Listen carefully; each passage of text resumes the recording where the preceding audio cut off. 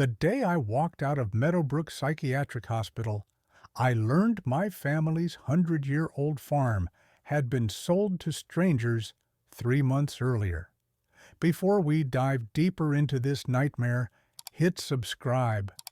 Tomorrow, I'm sharing another story that'll absolutely blow your mind about how far people will go when they think you're powerless.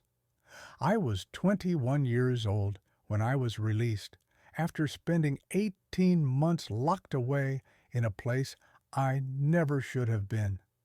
My name is Maya, and this is the story of how my stepbrother stole everything from me, and how a dusty barn full of my grandfather's secrets brought him to his knees. It started 2 years before my release, when my father died of a sudden heart attack at 63. He left behind the farm, 200 acres of fertile land in rural Indiana that had been in our family since 1924. My grandfather built the main house with his own hands. My father expanded the operation, adding dairy cows and a successful produce stand that locals relied on for fresh vegetables every summer. Dad's will was simple. Everything went to me. I was 19, halfway through community college, and suddenly responsible for a working farm. My stepbrother Nathan, who was 28 at the time, was furious. He'd always assumed the farm would be his, even though Dad had made it clear years earlier that Nathan's gambling problems and general irresponsibility made him a poor choice to inherit the family legacy. Nathan had been part of our lives since I was 7, when Dad married his mother, Carol. She was a sweet woman who died of cancer when I was 15, and after that, Nathan became increasingly bitter and distant. He'd show up at the farm every few months, asking Dad for money, usually getting turned away. When Dad died and Nathan learned he wasn't in the will, something in him shifted from resentful to dangerous. At first, he tried to contest the will. His lawyer argued that I was too young and inexperienced to manage the property, that Dad must have been influenced or confused when he made his final arrangements. But Dad's attorney, Mrs. Henderson, had anticipated this. There were videos of Dad explaining his reasoning, medical records proving his sound mind, and witness statements from neighbors who'd heard him discuss his plans for years. The legal challenge failed within 3 months. I thought that was the end of it. I was wrong. I hired a property manager named Robert to help me run the farm while I finished school. He was in his 50s, had worked for my dad for over a decade, and knew every inch of the operation. With his guidance, I started learning the business. Wake up at 5, check on the dairy cows, manage the seasonal workers who helped with planting and harvest, keep the books balanced. It was exhausting and overwhelming, but it was mine. My connection to Dad, to my grandfather, to generations of family who'd worked this soil. Then Nathan started visiting again. He'd show up, unannounced, always friendly, always apologetic about the legal battle. I was grieving, he'd say. I wasn't thinking straight. I'm sorry, Maya. We're family, right? We should stick together. I wanted to believe him.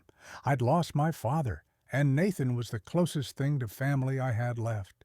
So I let him come around. He'd have dinner with me, help Robert with repairs around the barn, even suggested ideas for expanding the produce stand. Looking back, I can see how calculated it all was, how he was building a narrative, creating witnesses who'd say he was involved in running the farm, establishing a presence. 4 months after Dad died, things started going wrong. Equipment would break down mysteriously. Fences would have sections cut overnight, letting cattle wander onto the road. Our well water tested positive for contamination that required expensive remediation.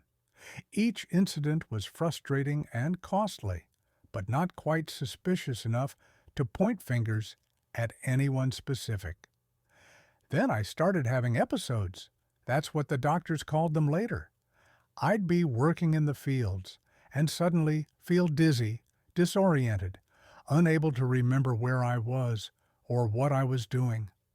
I'd lose track of time, finding myself in different parts of the farm with no memory of how I got there.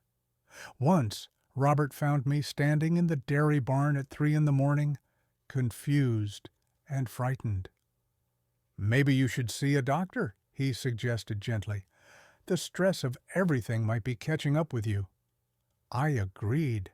My family doctor, Dr. Patterson, ran some tests but couldn't find anything physically wrong. He suggested I see a psychiatrist, given the trauma of losing my father and the pressure of managing the farm so young. It seemed reasonable. I was grieving and stressed.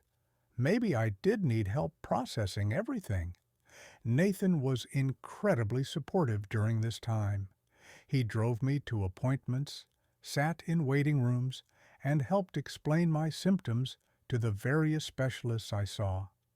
The psychiatrist, Dr. Richard Sutton, diagnosed me with acute stress disorder and prescribed medication to help with anxiety and sleep. The medication made everything worse. I became more confused, more disoriented. I'd have vivid hallucinations, seeing my father in the fields or hearing his voice calling me from the barn.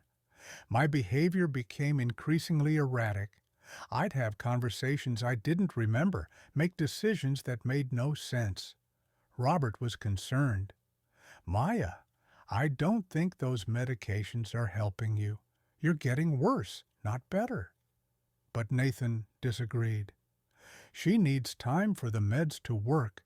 The doctor said it could take weeks to see improvement." Looking back, I can see the trap closing around me. But at the time, I was so lost in the fog of whatever was happening to my brain that I couldn't see what was right in front of me. 6 months after Dad died, I woke up in Meadowbrook Psychiatric Hospital with no memory of how I got there. Nathan was sitting beside my bed, his face arranged in an expression of deep concern. "You had a complete breakdown," he told me softly.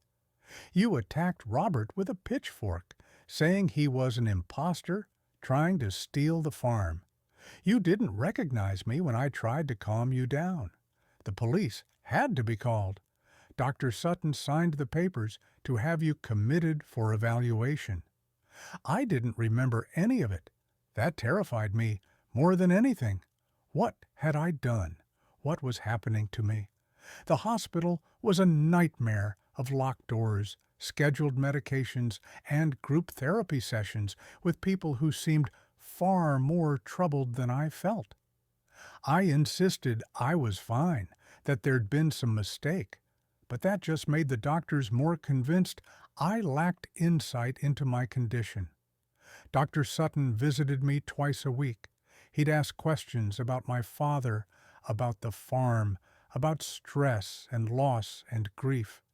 He adjusted my medications constantly, trying different combinations that left me feeling numb and disconnected from reality. Nathan visited too, always kind, always worried. He'd update me on the farm.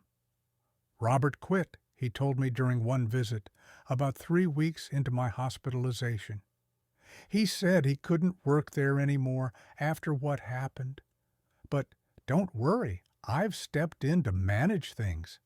I know it's what Dad would have wanted, for family to take care of family."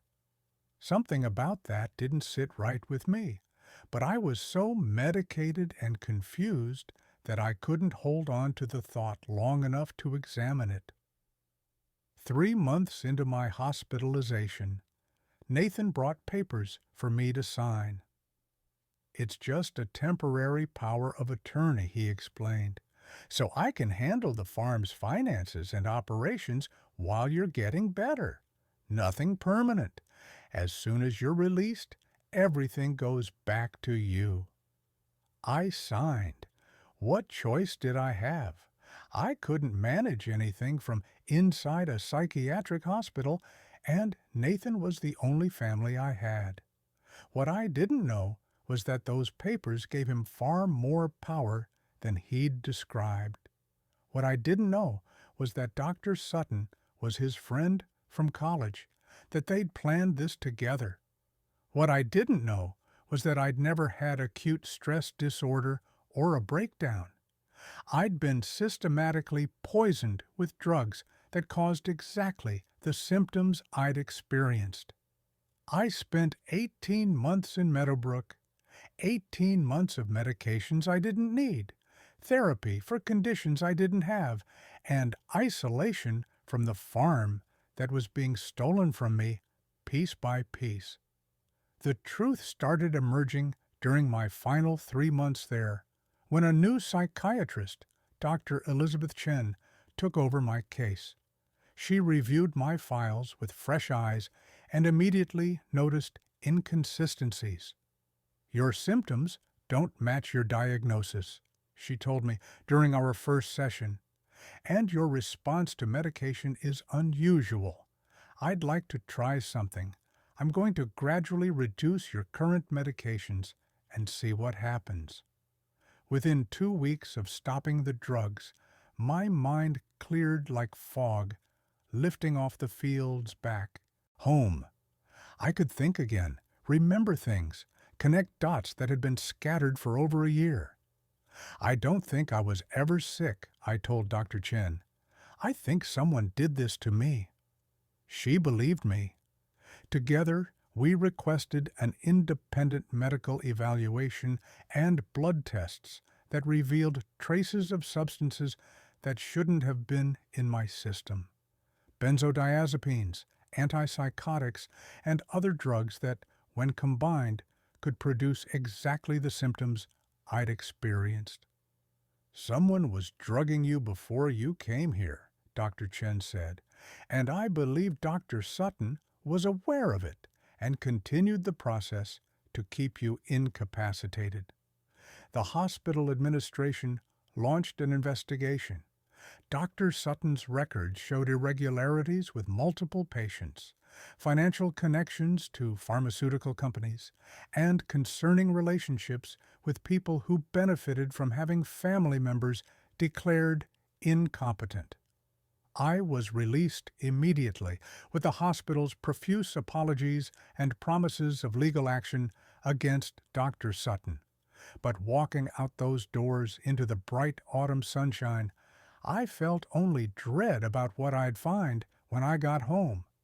Mrs. Henderson, Dad's attorney, picked me up from the hospital. Her face was grim as she drove me toward the farm. "Maya, there's a lot you need to know," she said. "Nathan used the power of attorney to take out loans against the property. He sold off equipment, livestock, everything he could liquidate. 3 months ago, when the loans defaulted, the farm was sold at auction. A development company bought it. They're planning to build a subdivision." My heart felt like it stopped. But the farm was in my name. How could he sell it? The power of attorney you signed gave him the legal right to make those decisions. By the time I found out what was happening, it was too late. The sale is final. I couldn't breathe. Everything my family had built for 4 generations, gone. Sold to developers who would pave over the fields and build cookie-cutter houses, where my grandfather's vegetable garden once grew. "Where's Nathan?" I asked, my voice barely a whisper. "He took the money and left. Moved to Florida last month. I've filed complaints with the state attorney general and the police. But Maya, I need you to understand something. Legally, he didn't steal anything. You gave him authority to manage the property. The fact that he mismanaged it to the point of foreclosure is difficult to prove as criminal intent. We pulled up to the farm, and I could see the changes immediately. A large sign announced, "Future site of Meadowbrook Estates, luxury homes starting in the high 300s." Construction equipment sat idle in what used to be the southern pasture. The main house looked abandoned, windows dark. "The development company hasn't started demolition yet," Mrs. Henderson said. "They've run into some permit issues with the county. But it's coming, Maya. I'm sorry. I'm so sorry." I got out of the car and walked toward the barn, the one building that looked untouched. My grandfather had built it in 1932, massive and solid, with hand-hewn beams that had survived decades of storms and seasons. What comes next is something I never saw coming. Stick with me and make sure you subscribe. The barn door was unlocked, hanging slightly crooked on its hinges. I stepped inside, and the smell hit me immediately. Hay, oil, wood, and something else I couldn't quite identify. Memories flooded back. Dad teaching me to drive the tractor when I was 12. Grandfather showing me how to properly stack hay bales before he died. Hiding in the loft during thunderstorms as a kid, feeling safe, surrounded by all that solid wood and history. I walked through the main area, seeing the empty spaces where equipment used to be. Nathan had sold the tractors, the plows, everything valuable. But he'd left behind junk, or what he probably thought was junk. Old tools, broken equipment, furniture that had accumulated over decades. I climbed the ladder to the loft, my hands remembering the familiar rungs even after 18 months away. Up here, things looked largely undisturbed. Hay bales, old furniture covered in tarps, boxes of my grandfather's things that no one had sorted through after he died 15 years ago. I started searching through the boxes, not sure what I was looking for, but feeling drawn to them. Birth certificates, old tax records, photographs of family members I'd never met. Then I found a wooden chest I'd never seen before, tucked behind a stack of vintage license plates my grandfather had collected. The chest was locked, but the key was taped to the bottom. Inside were journals, dozens of them, spanning decades. My grandfather's handwriting filled page after page with meticulous records. Not just farm business, but observations, suspicions, and detailed notes about things I didn't understand at first. One journal from 2008 caught my attention. The year Nathan's mother, Carol, married my dad. Grandfather had written extensively about his concerns. "Don't trust the boy," one entry read. "He asks too many questions about the farm's value, about inheritance laws, about how the property is titled. He's calculating something." Told Richard to keep the will clear and simple. Everything to Maya. She's got the heart for this land. Nathan only sees dollar signs. I kept reading, my hands shaking. Page after page of observations about Nathan, instances of him stealing small amounts of money from the house. Times he'd lied about where he'd been or who he'd been with. Grandfather's growing conviction that Nathan was dangerous. "If something happens to me or to Richard," my grandfather wrote in one of his final entries, "Maya needs to know the truth. I've documented everything in the safe deposit box at First National. Box number 317. The key is hidden in the barn where only family would think to look. Behind the third beam from the north wall, 10 feet up. I showed Maya that hiding spot when she was 8, told her it was our secret place. She'll remember." My heart pounded. I did remember. Grandfather and I had hidden a time capsule there when I was little, planning to open it when I turned 21. I'd completely forgotten about it during everything that happened. I climbed down from the loft and found the third beam from the north wall.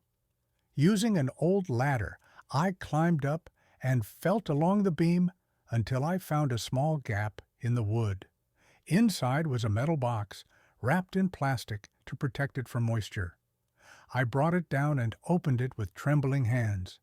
Inside was a key with a tag labeled FNB 3 and a letter addressed to me in my grandfather's handwriting.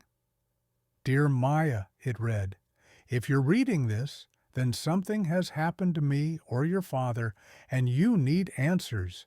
I've kept detailed records in a safe deposit box at First National Bank. Financial documents, photographs, recordings, and evidence of things I discovered but couldn't prove. I suspected your stepbrother Nathan of serious crimes, but I died before I could gather enough evidence to act on it.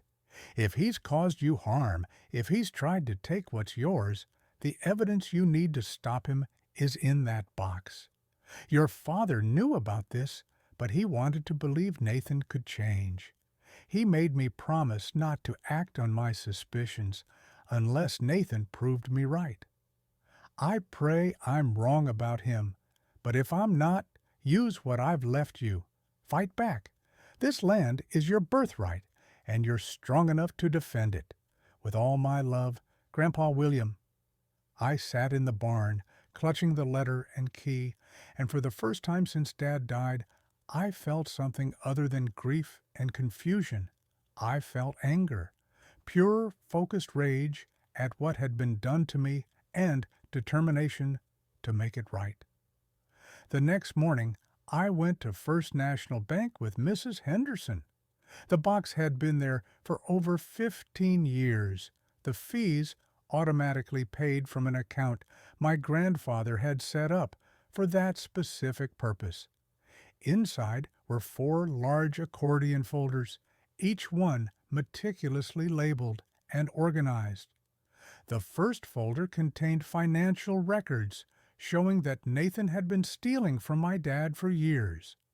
Small amounts at first, then larger sums as he got bolder. Bank statements showing withdrawals that coincided with Nathan's visits. Forged checks with Dad's signature that had been cashed at various locations. The second folder was even more damning. Photographs of Nathan meeting with Dr. Sutton at restaurants and bars, dated from 2 years before Dad died. Phone records showing hundreds of calls between them during the months leading up to my hospitalization. And most shocking, a recording. My grandfather had apparently become suspicious of Nathan's friendship with Dr. Sutton and had hired a private investigator to follow him. The investigator had managed to record a conversation between Nathan and Dr. Sutton at a bar 6 months before Dad died. We listened to it in Mrs. Henderson's office, and what we heard made my blood run cold. Once the old man dies, the farm goes to Maya, Nathan's voice said on the recording. But she's young, impressionable. I can work with that. Dr. Sutton's response was chilling. I can prescribe medications that would produce symptoms of mental illness. Anxiety drugs combined with other substances can cause hallucinations, confusion, memory loss. If she presents with those symptoms, I'd have grounds to recommend hospitalization. And once she's hospitalized, I could keep her there indefinitely, adjust medications to maintain the symptoms, document her as unable to care for herself or manage her affairs. You'd need power of attorney, but given her condition, that would be easy to arrange. What about the old property manager, Robert? He'd be a problem if he noticed what was happening. You'd need to discredit him somehow, make sure his word wouldn't hold up if he tried to intervene. They'd planned everything: the poisoning, the hospitalization, the theft of the farm. All of it mapped out months before Dad even died. The third folder contained evidence that Nathan had been involved in similar schemes before. My grandfather had discovered that Nathan's mother, Carol, hadn't died of cancer, as we'd all been told. She'd died of organ failure caused by systematic poisoning. Nathan had been investigated but never charged due to lack of evidence. He killed his own mother, I whispered, staring at the medical reports and police documents. He poisoned her, just like he poisoned me. The fourth folder was my grandfather's detailed plan for how to use all this evidence. Contact lists for federal investigators, templates for legal filings, even a private investigator who'd agreed to help if the evidence ever needed to be presented. Mrs. Henderson and I spent the next week working with law enforcement. The FBI got involved due to the interstate nature of Nathan's crimes and the conspiracy with Dr. Sutton. Federal prosecutors were interested in the pattern of fraud and the murder case they could potentially build around Carol's death. But I had a more immediate problem. The farm had been sold legally, even if Nathan's authority to sell it had been obtained through criminal means. Getting the sale reversed would require proving that the development company had known about the fraud, which seemed unlikely. That's when I remembered something else from my grandfather's journals. He'd written about conservation easements, legal protections he'd placed on portions of the land to prevent development. I'd never heard Dad mention anything about easements, and apparently neither had Nathan. I went back to the barn, back to the loft where I'd found my grandfather's chest. I searched through every box, every drawer, every hiding spot I could think of. Finally, in a false bottom of an old dresser, I found another envelope. Inside were the original conservation easement documents, filed with the county in 1998. My grandfather had placed 150 of the farm's 200 acres under permanent protection, meaning they could never be developed. The easement was tied to the property deed in perpetuity, which meant it transferred with ownership regardless of who bought the land. The development company had done their due diligence, or so they thought. But somehow the easement hadn't appeared in the title search. Maybe it was a filing error, or maybe it had been deliberately obscured. Either way, it was legal, binding, and it meant that Meadowbrook Estates couldn't build their subdivision. I took the documents to Mrs. Henderson, who verified their authenticity and immediately filed them with the county recorder's office to ensure they couldn't be lost or hidden again. Then she contacted the development company. Their reaction was swift and severe. They'd paid $1.2 million for land they couldn't develop.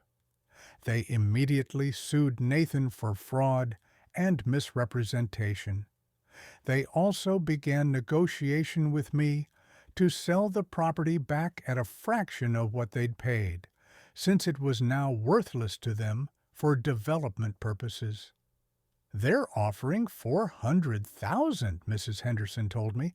It's far less than the land is worth for farming, but given that you currently own nothing, it's a way to get the farm back." "I don't have $400,000, I said. "No, but the development company is motivated.